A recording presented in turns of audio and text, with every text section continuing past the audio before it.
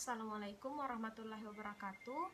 Perkenalkan saya Ainul Utami, NIM channel 11191123. Pada kesempatan kali ini saya akan melakukan keterampilan klinik terkait dengan fungsi suprapubik. Jadi mungkin bisa saya mulai. Yang pertama itu kita harus melakukan inform consent kepada pasien terlebih dahulu. Jadi di sini saya ditemani oleh provider saya. Jadi pasiennya itu adalah anak-anak, kemudian ditemani oleh walinya. Di sini itu ada ibunya. Jadi assalamualaikum Bu, perkenalkan saya dengan Dokter Tami. Kebetulan Bu, saya yang bertugas pada hari ini. Jadi baik Bu, langsung saja. Jadi dari berdasarkan hasil anamnesis dan pemeriksaan fisik yang telah kita lakukan tadi kepada anak ibu, di sini kita akan melakukan pemeriksaan selanjutnya, yaitu pemeriksaan fungsi suprapubik. Di sini tadi kan keluhannya anaknya ibu itu tidak bisa buang air kecil, kemudian ada nyeri pada daerah perut bagian bawah. Nah, kemudian pada saat kita melakukan pemeriksaan fisik, kita temukan bahwa ternyata buli-bulinya anaknya ibu itu sudah penuh, tapi tidak bisa melakukan kencing atau buang air kecil secara normal, Bu. Nah, di sini itu tahap dalam pengeluaran urin bisa dilakukan fungsi suprapubis, bisa juga dilakukan kateterisasi. Namun dilihat dari anaknya ibu yang masih terbilang kecil, mungkin apabila kita lakukan teknik kateterisasi, takutnya nanti akan menyebabkan infeksi yang lain, Bu. Jadi di sini lebih amannya kita harus melakukan fungsi suprapubis untuk mengeluarkan sebagian volume urin yang ada di dalam buli-bulinya anaknya ibu. Di sini Bu, caranya itu kita lakukan pemeriksaan fungsi suprapubis adalah dengan cara menusukkan jarum nomor 23G ke perut bagian bawahnya ibu. Tapi jangan khawatir Bu, karena saya sudah biasa melakukan pemeriksaan tersebut. Namun apabila ibu merasa ragu-ragu, saya kembalikan lagi kepada ibu. Tapi Bu, insya Allah saya akan melakukan seprofesional mungkin dan senyaman mungkin. Dan jangan khawatir juga Bu terkait dengan data-data ibu, karena ini hanya diketahui oleh dokter dan pasien saja. Jadi saya kembalikan lagi kepada ibu sebagai wali dari anak ini. Jadi bagaimana Bu, apakah ibu bersedia dilakukan fungsi suprapubis pada anaknya ibu? Bersedia Dok? Oh iya, baik Bu, kalau ibu bersedia, selanjutnya kita akan mempersiapkan segala alat dan bahan yang akan kita gunakan dalam pelaksanaan fungsi suprapubis ya Bu. Sampai ketemu di tempat pemeriksaan selanjutnya. Selanjutnya yaitu kita harus mempersiapkan alat dan bahan yang akan kita gunakan pada saat pemeriksaan suprapubis. Jadi alat dan bahannya itu di sini ada dak steril, kemudian ada hand sanitizer, kemudian ada handscoon atau sarung tangan steril, lalu ada bag urin, kemudian di sini ada spoit nomor 23G, kemudian ada kasus steril, kemudian ada kapas alkohol. Lalu di sini juga ada krim lidocaine untuk anestesi lokal sebentar. Selanjutnya yaitu kita bersiap-siap untuk melakukan pemasangan atau melakukan fungsi suprapubis. Jadi yang pertama kita melakukan persiapan pasien terlebih dahulu. Di sini kita minta pasien untuk berbaring terlentang seperti ini. Kemudian kita memastikan bahwa kantong kemihnya itu atau vesika urinarianya itu memang sudah penuh. Nah, apabila kita masih ragu-ragu apakah sudah penuh atau tidak, kita bisa meminta pasien untuk minum banyak air terlebih dahulu. Ataukah bisa juga kita lakukan pemeriksaan fisik dengan cara perkusi. Nah, pada pasien ini kan kita sudah tadi lakukan pemeriksaan fisik. Nah, ditemukan bahwa memang pada vesika urinarianya itu sudah penuh. Jadi kita tidak perlu lagi untuk meminta pasien ini minum. Selanjutnya kita minta pasien untuk membuka pakaiannya, atau tepatnya pada daerah yang akan kita lakukan fungsi suprapubis. Nah, selanjutnya yaitu kita memasang bag urin untuk mengantisipasi adanya miksi spontan seperti ini. Setelah kita memasang bag urin, selanjutnya kita mempersiapkan diri. Jadi yang pertama itu kita lakukan cuci tangan atau membersihkan tangan kita terlebih dahulu.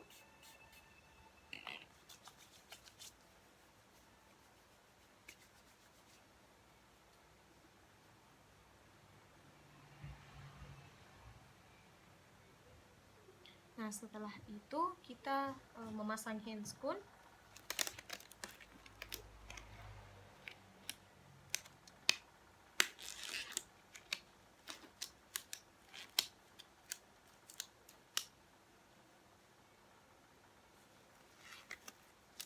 Jadi handscoon yang kita gunakan adalah handscoon yang sudah steril.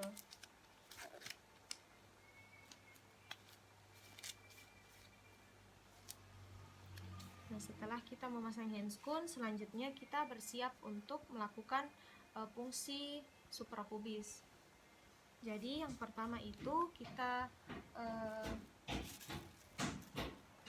memasang kita melakukan dulu pembersihan dengan menggunakan kasa steril, lalu kita celupkan ke dalam betadin, kemudian kita fiksasi dari daerah dalam keluar membentuk ke arah melingkar.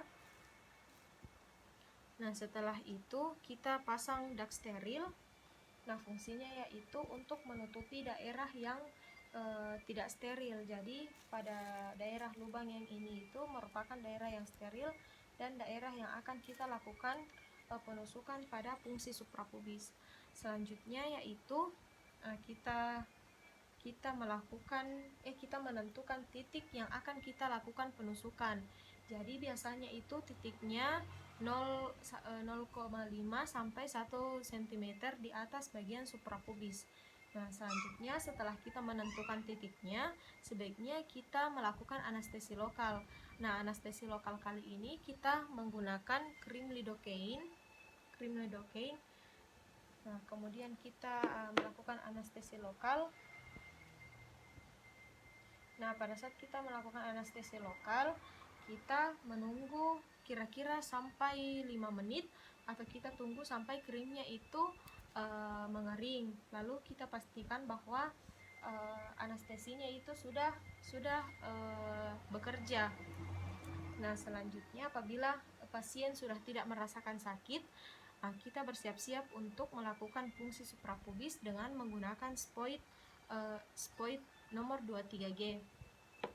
Jadi di sini itu caranya kita menusukkan jarum suntik ke area yang telah kita tentukan tadi.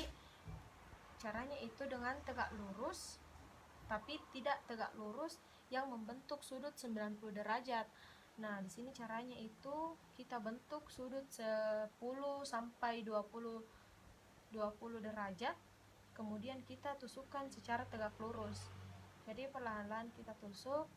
Nah, apabila kita rasa sudah menembus daerah subkutan, kemudian kita tarik secara perlahan-lahan. Kita tarik sambil kita masukkan secara perlahan-lahan.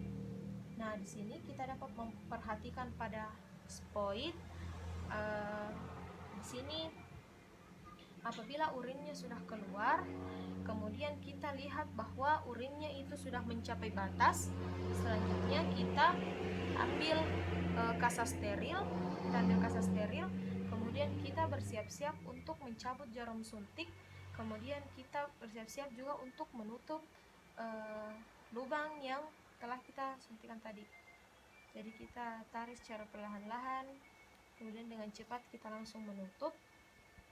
Nah, urin yang telah dikeluarkan ini kita simpan ke dalam botol untuk kita uji di laboratorium apakah sebenarnya bakteri penyebab dari keluhan anak ini. Kemudian kita juga bisa memastikan apa sebenarnya diagnosis penyakit yang diderita oleh si anak ini.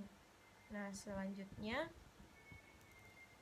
kita lepas dak steril, kemudian kita bersihkan semua alat-alat yang telah kita gunakan. Nah, selanjutnya yaitu sarung tangan ini sebaiknya jangan langsung dilepas karena terdapat banyak juga bakteri dan kuman. Jadi di sini kita bisa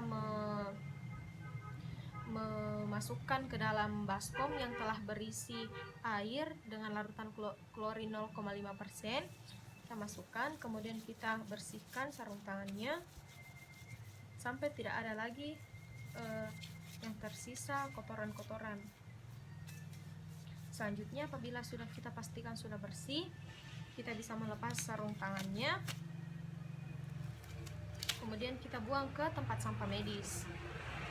Selanjutnya kita melakukan cuci tangan kembali.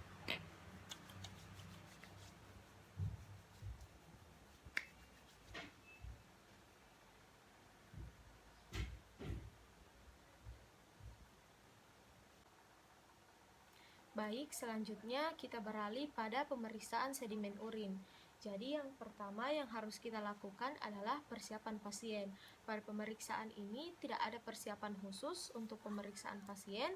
Selanjutnya yaitu persiapan sampel.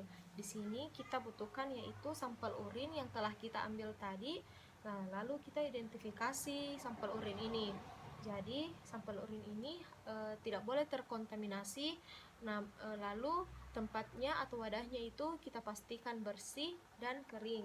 Selanjutnya kita identifikasi, di sini itu tertulis ada nama pasien, kemudian alamat, umur, kemudian apabila kita juga menggunakan bahan pengawet, di sini juga dicantumkan.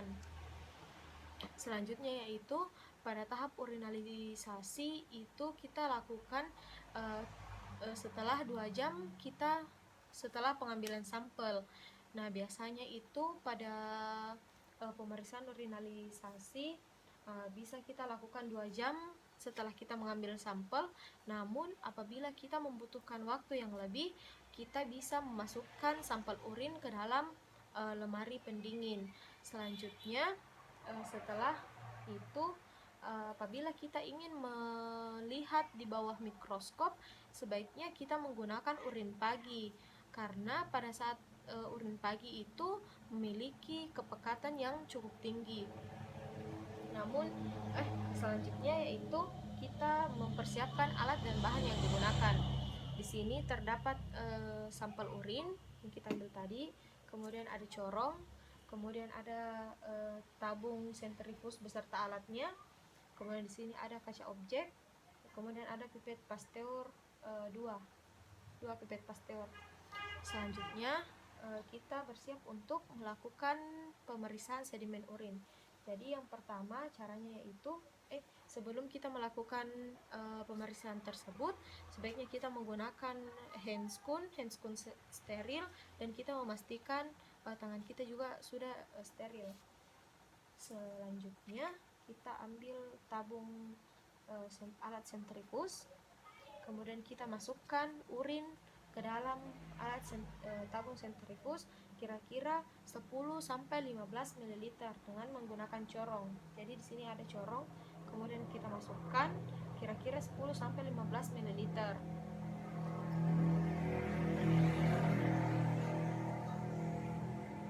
Nah, setelah kita masukkan, kita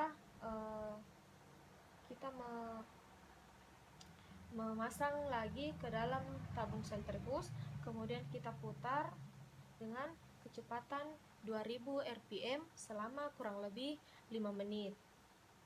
Nah, selanjutnya kita tunggu sampai 5 menit.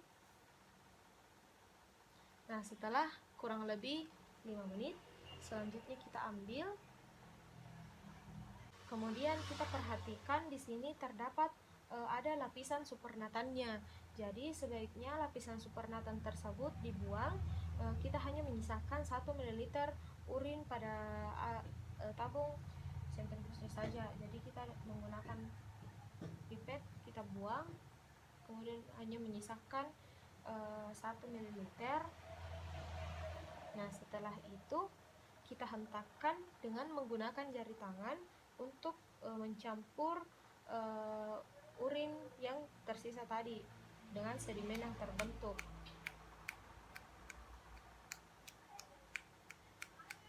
Nah, setelah kira-kira telah tercampur, kita dengan menggunakan pipet lagi, kita mengambil 1 tetes,